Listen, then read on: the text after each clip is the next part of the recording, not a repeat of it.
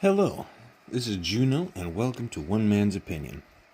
Today, we're talking about Hercules and the Wagoner, or, for those of you that aren't more familiar with Aesop's Fables, it is the moral.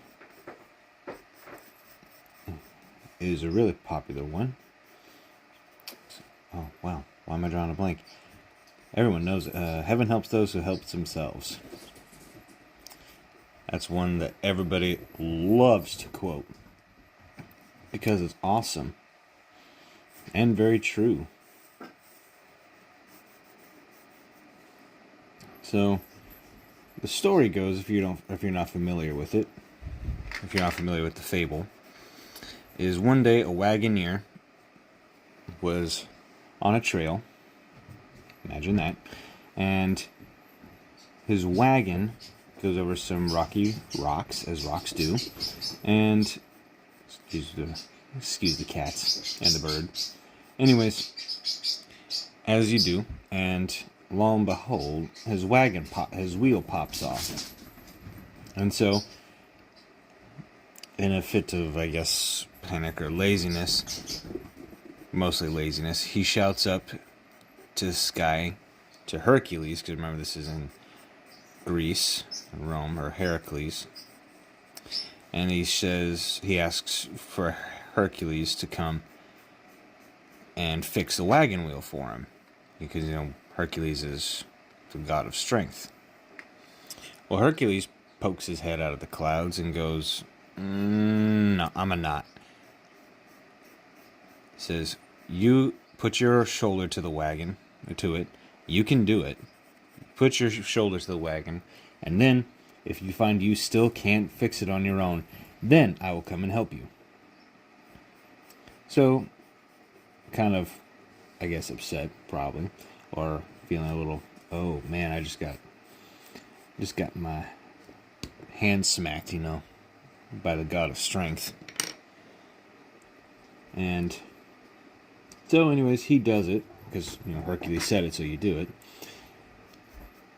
And he finds it, to his surprise, I guess, that he was able to fix it himself. And Hercules gives him the Grecian attaboy.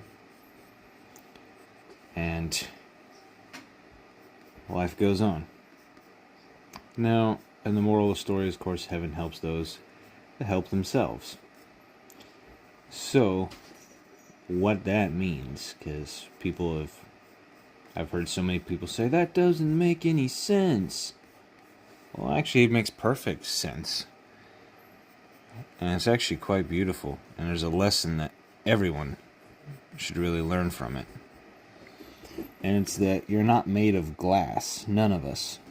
Okay, very few of us are made of glass, We were created to live in a harsh world. Well, okay. When I say harsh world, I mean a very physical world.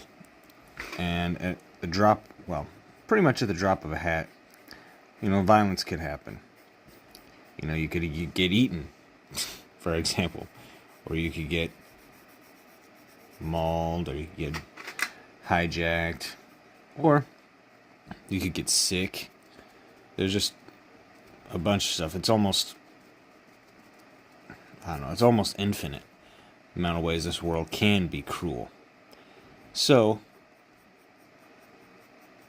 if you are a strong person, the only way you can really stay strong, I suppose, is by helping other people. But at the same time, you keep doing that, and eventually they're going to run you ragged, and you're going to have nothing left for whenever the real monsters come.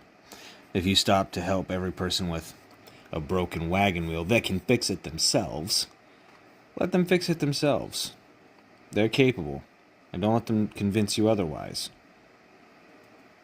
And it also is, of course, a story that tells us not to be lazy. That's probably the real lesson there. It tells us not to be lazy. Because, again, whenever trouble comes, do you want to be the person who has to cry for help? Or do you, not that there's shame in asking for help, but what I mean by that is that Do you want to be the person that can't defend themselves? That's incapable of doing the smallest things, or just too lazy to do it? I mean, I don't know about you, but I really don't want to be that kind of person. Because nobody likes to deal with those kinds of people. Because they're rude. And it's just like, mother trucker, you got this. You can fix this.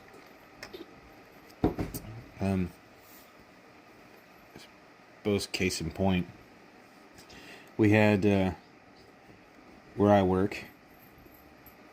We used to have every morning we had to make breakfast for a bunch of people, and peanut butter is always on the menu for some reason. Anyways, so we had a person call the boss and say, hey, in the morning, what side of the tray, because we had these little trays about, this big, and, different compartments, and he's like, okay, which compartment do I put the peanut butter in? It's like, you text me at 3 a.m. asking me where to put the peanut butter. You ain't gonna like it where I tell you to put it. You know what I mean? It's like, just figure it out yourself. And it's not hard. You're plenty capable. You're either just so incompetent, or you are trying to be irritating. And again, who has time for that? To really either do that, or to have that done to you. I mean, it's just like, why? You're a grown man, you're a grown woman. Deal. I promise you, people have had harder problems to deal with. But anyways, so that's what it means whenever it says heaven helps those who help themselves. Especially because there is no shame in asking for help. But, like, okay, another really great case in point. I was literally the guy in the store. I was driving home from work one day, and my tire blew. So I was like, oh, great. Well, I got a spare. So I pull over to the side of the road. I get my tire off. Well, actually, no. I park it. I get it jacked up. And then I'm trying to get the tire off. The sucker will not come off. I don't have a hammer or anything to do it, so I try kicking it gently because I don't want to kick it off of the jack.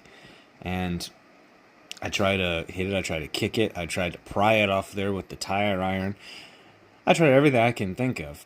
I've even busted part of the rim on it. Well, not the rim, but like the plastic part, the hubcap. And I was like, you know what, I'm at a loss. I can't do this. And I tried to call my dad, and surprise, I had no service on the side of the highway. So I was like, I was cussing up a storm. And then I tried to call my father-in-law, and I couldn't reach him either. Again, no service. Surprise. And so then finally I was like, God, I'm embarrassed, but I know I can fix this. I know how to change a tire. I can change a tire pretty quick, actually. But for some reason, I cannot get this tire off. And then, lo and behold, I'm sitting there, slumped, in my work uniform, and I just look and feel utterly defeated, waiting and hoping that God's going to come help me. And sure enough, which is also funny because I broke down right by a church, my wife's church, actually. Anyways, and then an older man, a truck stops by, and an older man steps out and he says, "Hey, you all right? You looked like you were praying. Do you need some help?" And I was like, I just looked up at the sky and I was like, oh my gosh. Was I really that bad? You could tell just by looking at me that I was praying. I mean, I was, but it was actually kind of tickled. But anyways, so he ended up going to his house, and he was kind enough. He came back. First off, he came back, and He came back with a hammer and a block of wood, and a 2-wax thing was off there. Changed it in like not even 5 minutes, and I was ready to go. So yeah, heaven helps those. Heaven helps us, but it's important to at least try and put the effort in. Otherwise, you prove that it means nothing to you. Because, I mean, if you're not willing to try it yourself, if you're not willing to put in your own sweat and tears, then why should I help you? You know, you obviously don't need it or want it that bad. Because if you did, you'd be trying it yourself. Because you need it done right now. You wouldn't be waiting. You know, that kind of idea. And so whenever you at least try, you put forth the effort, you show that you do want it, you do need it. And then, of course, most people with any kind of heart are going to stop and help you. Because, oh, that guy really needs help. Or that woman, that person just really needs help. And it's amazing what happens whenever you reach that breaking point. And yeah, because you reach the breaking point and there's no shame in that, and there's no shame in asking for help, but there is shame whenever you don't even try, whenever you just want it done for you without any cost or effort to you. I mean, that's just a way wrong answer, bruh. It's a way wrong answer. I mean, sometimes if you're lucky, well, that kind of person is lucky, then they'll find somebody who is willing to go the extra mile for them just because they're them. But to be honest, the chances of that happening are pretty slim, and especially slim that they're going to keep doing that for you. Because one day that sympathy is going to run right the hell out. And then what you going to do? What you going to do when karma comes for you? So yeah. Just take the extra minute, try it yourself, and then if you can't do it, which again, no shame, then ask for help. And then it'll be granted to you. Pretty easy, whatever you really think about it. So I've never, well, I mean, you think about it for just a second and then it makes sense, but like I said at the beginning, I've had so many people say, oh, I don't get it. You know, how heaven helps those who help themselves? What does that even mean? Well, it means just that. The rhythm is gonna get you. The pothole's gonna get you. Sorry.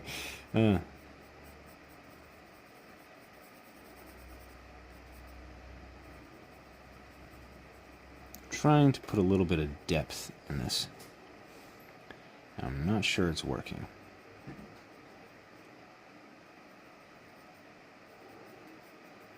That's okay. So rock me, mama, like a wagon wheel. Rock me, mama, any way you feel. Hey,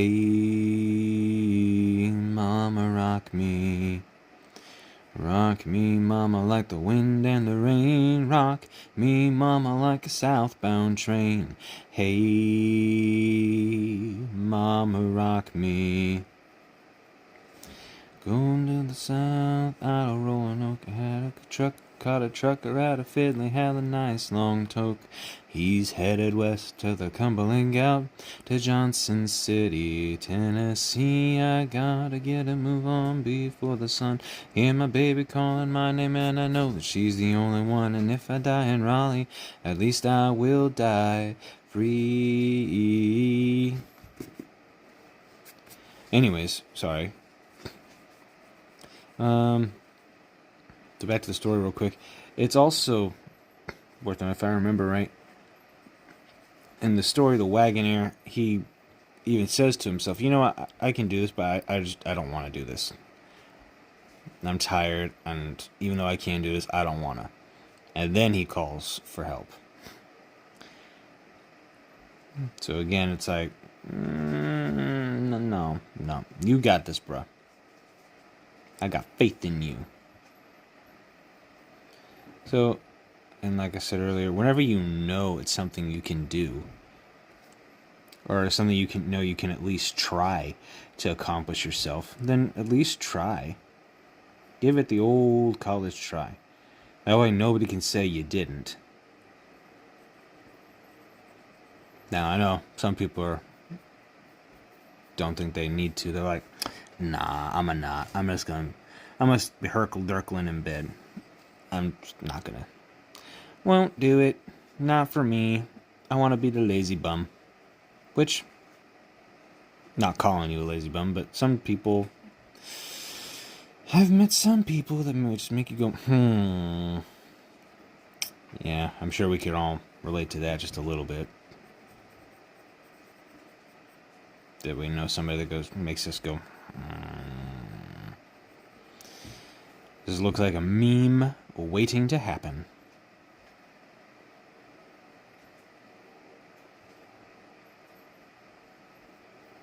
Sorry, I'm trying to get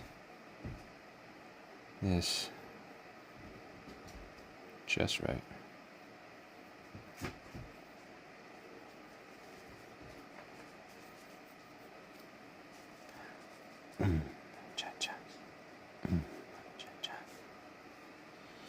Yeah, so that's why.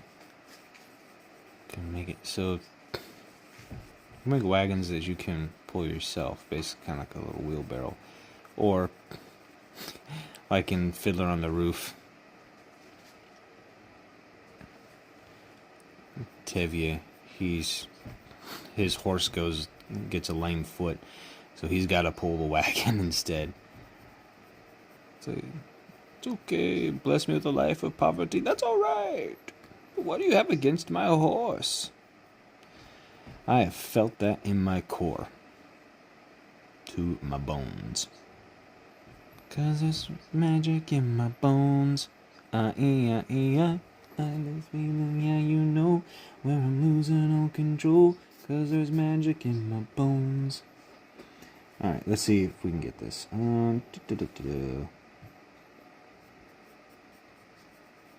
Start kind of with some form of a jawline.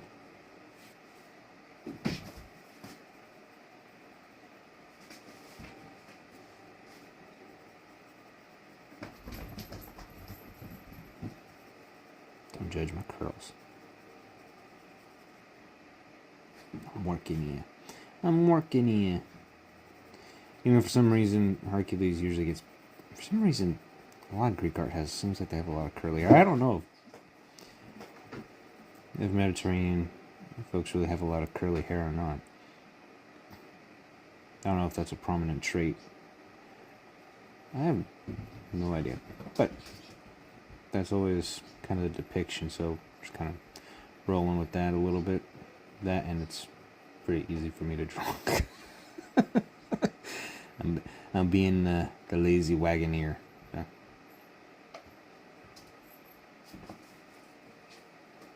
I also, fun fact, kind of have a hard time drawing faces. So, we will work on that together. You get to see my progress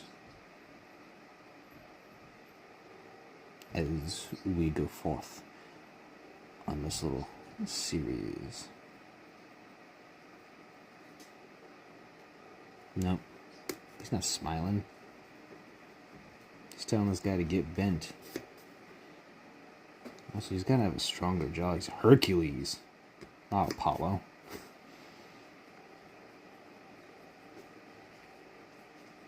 I know they always call it a square jaw, but...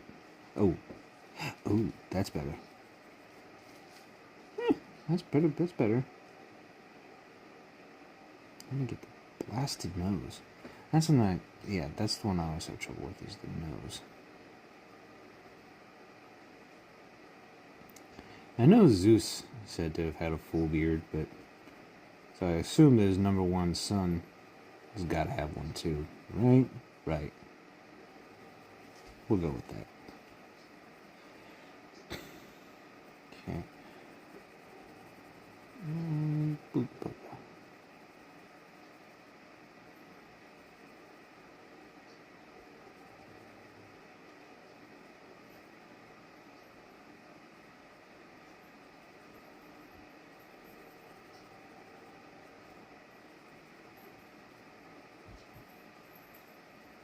Stash. The stash.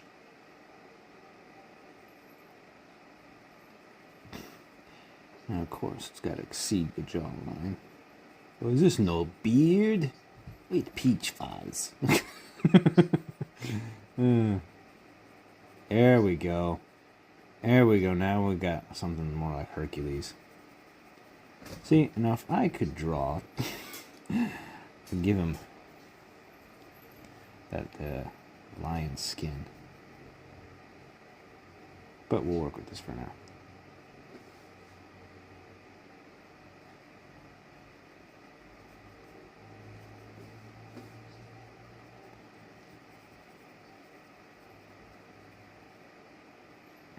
Nice, strong, bold Gaston neck, you know.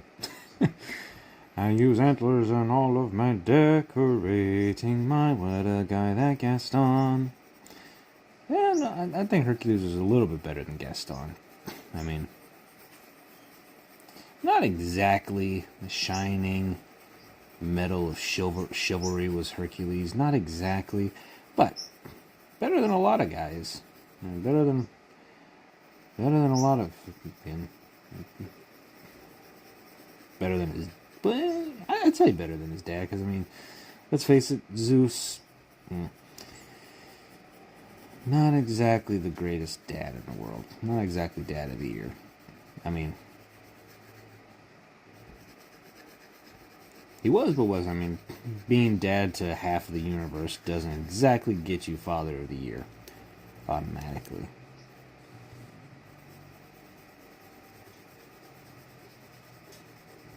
I mean, in his mind, I'm sure it does. But, I mean, not really. And then, makes you really kind of feel bad for poor Juno, or Hera. You know, I always preferred the Roman names for these gods, the Greco-Roman gods. I always preferred the Romanic names. Juno, Jupiter, Hercules, they sound better. And that, and also, they're more maybe not more well-rounded. I feel like they're more well-rounded figures. Like Mars, for example. Okay, we're not really talking about Mars in this episode. But anyways, Mars, he was also the god of agriculture. I mean, that's where we get the term marshland from. The marshes. That's where we get the word march from. Both the month and the action of marching. You know, because he was the protector of Rome. He was the Roman symbol. He was the guy. He was the it factor.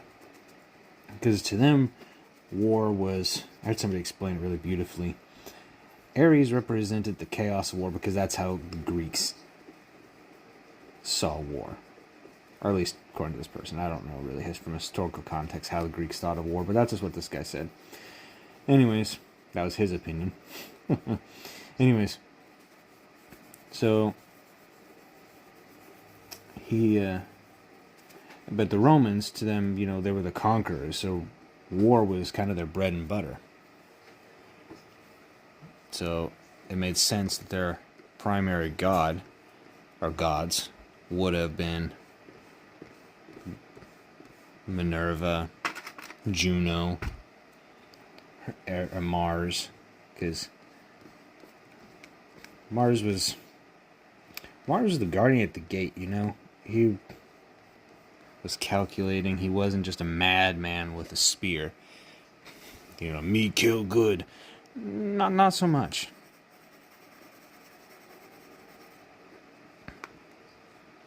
And then Juno, again, also had more of a warlike dude, but she was, if Mars was the main, I mean, he wasn't the king of the gods, but if he was the main the main figure in Roman life and myth, then Hera was his counterpart. Which again is interesting because I believe, because he's one of the only two children of Zeus and Jupiter and Juno. Because the two of them love to have babies, but not with each other. Not to be vulgar or disrespectful, but I mean, in all honesty, let's be real. That's pretty much how it went. Most of their stories, especially involving each other, revolve around that fact. That they were constantly jealous of each other. Which is like, guys, at that point, just have a bloody open relationship. I mean, I'm not a person, that's not my thing, but I'm not going to condemn anybody for it. Because, I mean, if it works, it works. You know? The important thing is that it works. So... anyways, I lost my train of thought.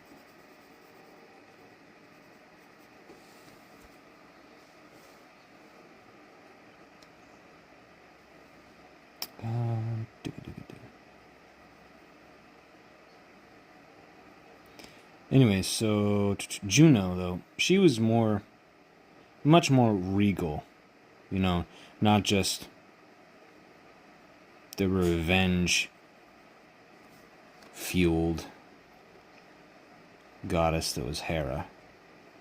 Which again, not that she didn't have reason to be, you know, jealousy does a lot of cruel things to people, but I mean, she's the queen of the gods. She deserves a much better rap than just being the jealous, unhappy wife. You know, that's just not nice. That is not befitting the queen of the gods. The goddess of childbirth and mothers of women. That's just cheapening womanhood. And I mean, that just ain't right. There's so much more to being a woman than just what your man or what their husband does.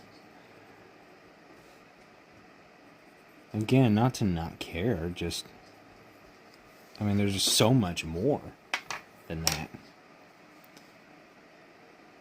And it's like, so Juno, that just wasn't a thing, you know? And also, it's easy, well, some places it's easier in this day and age. Monogamy, especially among power figures, is, well, at least used to be more expected, was considered the norm. Monogamy is much more acceptable in this day and age, but way back when, it kind of just wouldn't, especially whenever you talk about gods, mythology. For one, everybody wants a piece of them. And two, you know, they take what they want when they want and bedevil the consequences. That's the perk of being a Greco-Roman deity, or at least a Greek deity. Yeah, probably Roman too. But anyways, you know, that's the perk. Nobody gets to tell you what to do. Be a god, they said. Do what you want, they said. You know, he's kind of got a Charlton Heston look. Well, you know what? I could picture Charlton Heston being Hercules, or Hercules looking like Charlton Heston. Because, I mean, let's face it. Charlton Heston just is a man's man. You know, he's got a Hercules figure. Well, may not figure, but the image. Just that Sam Elliott macho. Let my people go. It's just like, ooh, gives you chills. Anyways, more on that later, probably. So, again,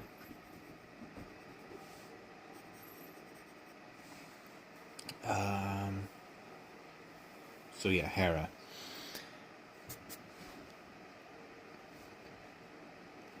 She's beautiful. You know, she's beautiful, she's powerful. You know what Juno is supposed to be? What Juno reminds me of? Juno reminds me of Galadriel from The Lord of the Rings. That is who I picture as the queen of the gods. That's who I picture as Juno. Oh, excuse me. Not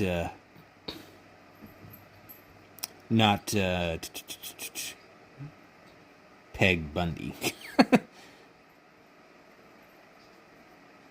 Not Katie Seagal. Katie Seagal is the GOAT, but her character, not because it's hers, but just the character of Peggy Bundy. And that's not the queen of the gods. Not the goddess of marriage. The goddess of womanliness. Which is impressive in and of itself, because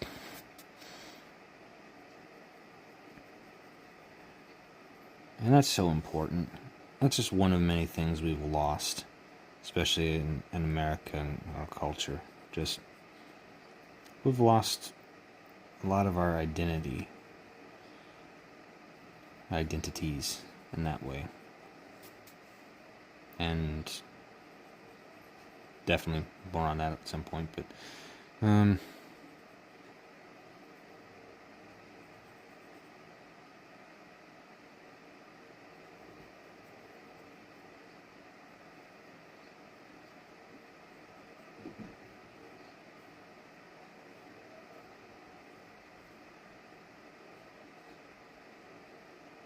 sorry, but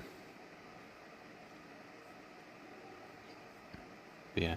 And it's also interesting, come to think of it, because Hera, or excuse me, well, yeah, you know, that's messed up.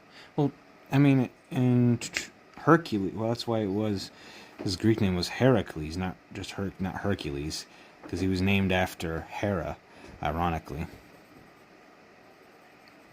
I think the common belief is that it was supposed to appease her, which, good luck with that.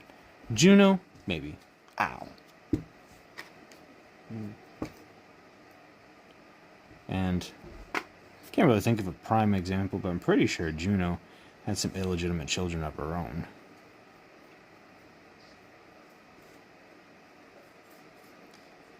Also, hands. I have a very hard time drawing hands. I can throw hands a lot easier than I can draw them. Sorry. Bad joke. Jokey joke. Anyways, the thing is, what I really mean. I hope you don't mind. I put down into words. So wonderful life is when you're in the world. Alright,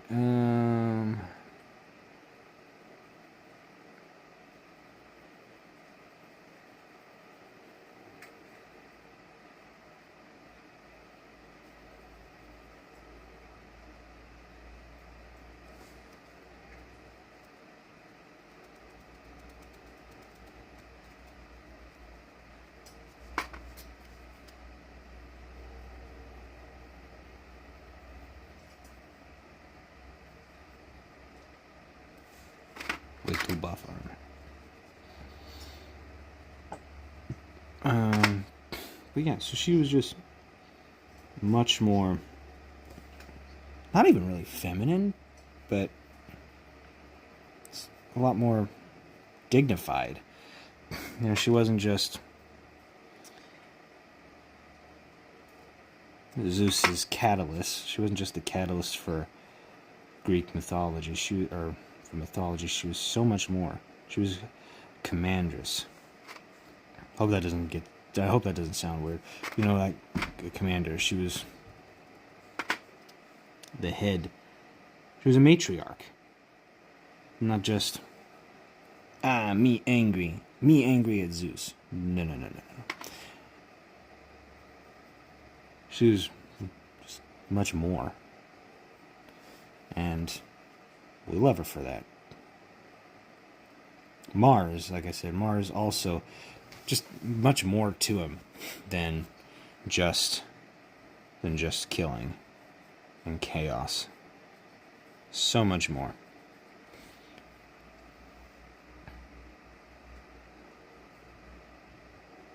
Yeah, no wonder. All right. But, so yeah. Heaven helps those who help themselves. And good luck to you folks. And remember, when in doubt, it's always better to ask for help than to just, suffer needlessly, It's always better to ask for help than just... Because we have limits. God knows this. God knows we have limits. But at the same time, at least make it to your limit, That's not really a big ask. It's not a hard ask. It's not a hard request. It's not a big request. And it's only fair. Can't expect everybody else to do the heavy lifting while you just... Unless you're Frodo Baggins. Then everybody cares for you. Everybody. It's kind of... I love me the Lord of the Rings, but Frodo is kind of a Mary Sue. I'll admit that. At least a little bit.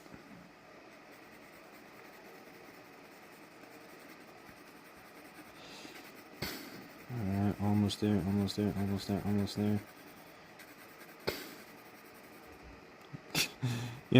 One last thought. Anybody see that Robin Williams skit where he talks about Exodus? He's talking about Moses. I forgot why, but he's just like, God, I need some help, and the sea parts. And then the Egyptians called to the cat-like God, but the cat-like God can't do squat because he's afraid of water. Robin Williams was the GOAT, man. Not the GOAT. not the GOAT, man. But he was the greatest of all time. It's one of the greats, at least. All right. Sorry I kept you a little long, but this has been one man's opinion, and see you next time.